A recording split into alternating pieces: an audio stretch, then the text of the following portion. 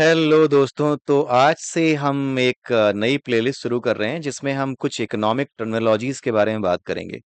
हर एक वीडियो में we will try की 4 इकोनॉमिक टर्मिनोलॉजीज हम डिस्कस करें। ठीक है, सो दैट आप उससे फेमिलराइज हो सकें और न्यूज़ आइटम्स में अक्सर आप इन चीज़ों को, इन टर्म्स को देखें तो आपको ये ना लगे कि पता नहीं क्या बात की जा रही है।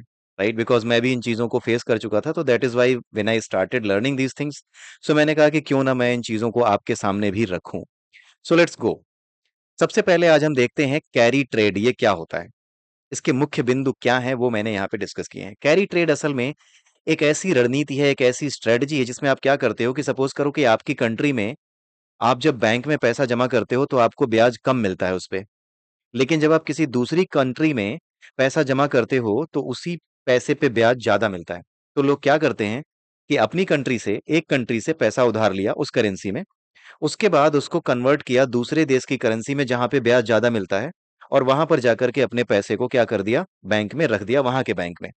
अब जो वहां पर, यहां पर तो उधार ले लिया, उधार लेकर के वहां पर रख दिया, तो उधार लेने पर जो ब्याज यहां पर देना पड़ेगा वो कम है। लेकिन जिस देश में उन्होंने रखा है अपना पैसा उधार लेकर के, वहां पर जो ब्याज मिलेगा वो ज्यादा है। तो ब्याज का जो ये डिफरेंस है, यहाँ पर कम देना पड़ा, वहां से ज्यादा मिला, ये जो डिफरेंस है ब्याज का ना, यही इसकी पॉकेट में आएगा। इसी को हम कहते हैं कैरी ट्रेड। इसका मुख्य उद्देश्य दोनों देशों की ब्याज दरों के बीच के अंतर से लाभ कमाना होता है। आप इसका एग्जाम्पल देख सकते हैं, बीच में आपको दिया गया है। इसमें जोखिम क्या है? कैरी ट्रेड का सबसे बड़ा जोखिम मुद्रा विनिमय दर में उतार चढ़ाव है। यदि जिस मुद्रा में आपने उधार लिया है वह आपके निवेश की गई मुद्रा के मुकाबले मजबूत हो जाती है, तो आपके लाभ खत्म हो सकते हैं या आपको नुकसान भी हो सकता है। राइट।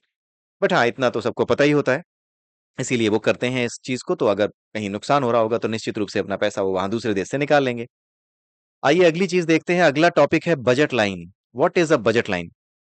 बजट लाइन एक ऐसी रेखा है कि आपको ये दिखाती है कि आपके पास जितना पैसा है जो आपने कमा के रखा है, और उस पैसे से अगर आप दो अलग अलग चीजें खरीदने जाते हैं, तो आपके पास जितना पैसा है उसके आधार पर उन दोनों वस्तुओं की कितनी कितनी मात्रा आप खरीद सकते हैं, या आपके खरीदने की अधिकतम सीमा दर्शाती है। ठीक है, मान लीजिए आपके पास 1,000 रुपए हैं, पिज्जा आपको मिल रहा है 200 रुपए में, बर्गर आपको मिल रहा है 100 रुपए में। ठीक है, अगर आप 5 पिज्जा खरीदते हैं तो पूरे के पूरे 1,000 रुपए खर्च हो गए। अगर आप 10 बर्गर खरीदते हैं तो 1,000 रुपए खर्च हो गए। 3 पिज्जा और 4 बर्गर खरीदते हैं तो आपको 400 और 600 रुपए में कुल मिलाकर के 1,000 रुपए खर्च हुए। अब आप एक काम करिए, पिज्जा का ये 1,000 और जीरो का जो ये कॉम्बिनेशन है, एक्स और वाई एक्सिस पे जब आप प्लॉट करेंगे ना, number of pizza, number of burger and then the total amount you spend, तो एक सीधी लाइन आपको मिलेगी। इन सभी संयोजनों को ग्राफ पर जोड़ने पर जो सीधी रेखा बनती है, उसी को बजट लाइन कहते हैं। अब इस बजट लाइन का इंपॉर्टेंस क्या है? इस बजट लाइन के नीचे जितना भी पॉइंट्स आते हैं, जो कुछ भी इस बजट लाइन के नीचे है, आप उतनी मात्रा अपने बजट में खरीद सकते हैं, और जो कुछ भी इस बजट लाइन से ऊपर है, आप अगर उसको खरीदेंगे तो आपको नुकसान होगा। यानी आपका खर्चा ज्यादा पड़ेगा आपकी कमाई से। ठीक है, इसलिए बजट लाइन इंपॉर्टेंट है। बजट लाइन ये बताती है कि आपके पास जो पैसा है उसके बदले में आप क्या खरीद पाएंगे, कितना खरीद पाएंगे। आई होप आपको ये समझ में आया होगा।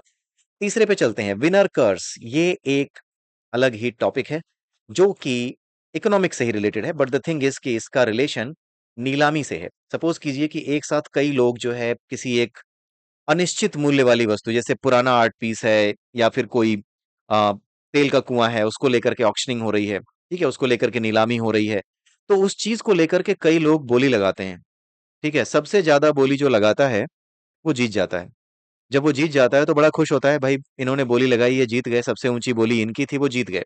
लेकिन जीतने के बाद कई बार ये पता चलता है कि जितनी बोली लगाई गई थी और जितनी बोली लगा करके आपने जीता है, असल में उस चीज की कीमत तो उतनी थी ही नहीं, उससे कम कीमत की ही वो चीज थी।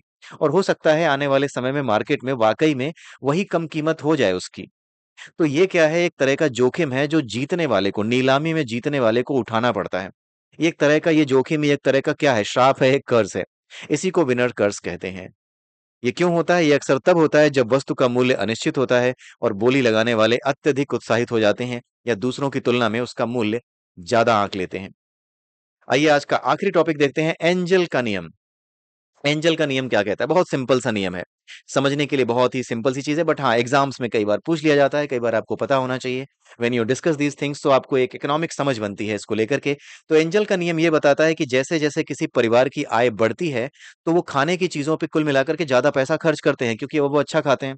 अगर आप वो कैलोरी कॉन्शियस हो जाते हैं, तो फिर महँगे फूड आइटम्स और अच्छी चीज़ें लेकर के आते हैं जो कि हेल्दी हों और वहाँ पर वो खर्च करते हैं। ठीक है? ज़्यादा पैसा खर्च करते हैं। लेकिन जो परसेंटेज होता है, पैसा तो ज़्यादा खर्च किया लेकिन जितनी आय बढ़ी है उसके कंपैरिज़न में जो परसेंटेज ऑफ स्पेंड वो करते हैं, जो एक एक्सपेंस होता है, परसेंटेज एक्सपेंस होता है, वो कम हो जाता है, परसेंटेज कम हो जाता है। अमाउंट बढ़ा है, बट टोटल जो उनकी आय है, जो टोटल उनकी सैलरी है, उसके कंपैरिज़न में जो परसेंटेज है वो कम दिखता है। जो वे भोजन पे खर्च करते हैं, वो कम होता चला जाता है। ये काम कैसे करता है?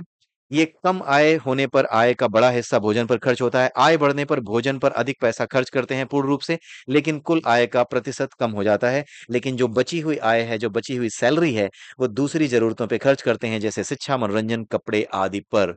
तो आय बढ़ने के साथ भोजन पर खर्च का अनुपात कम होता जाता है। इसका महत्व क्या है? इसका महत्व ये है कि यह नियम जीवन स्तर और आर्थिक विकास को समझने में मदद करता है। जब किसी देश में आय बढ़ती है, तो लोगों का जीवन स्तर बेहतर होता है और वे बुनियादी ज़रूरतों से हटकर अन्य वस्तुओं और सेवाओं पर अधिक खर्च कर पाते हैं। तो इसी के साथ मैं आप सबसे विदा लेता हूँ। ये 4 टॉपिक्स जो एक ये 4 टर्म्स बेसिकली जो इकोनॉमिक्स से जुड़े हुए हैं, ये आपके सामने आते रहते हैं। तो इसको मैंने आपके सामने रखा, अगली बार 4 नए टर्म्स मैं आपके सामने रखूँगा। उनको हम सरल भाषा में समझेंगे। तो मुख्य उद्देश्य ये है कि बहुत ही सिंपल लैंग्वेज में हम इन बातों को समझ सकें, इस टर्मिनोलॉजी को समझ सकें। ठीक है? तो विदा दीजिए मुझे, अगले वीडियो में फिर मिलते हैं, तब तक के लिए have a nice day and bye bye, good night.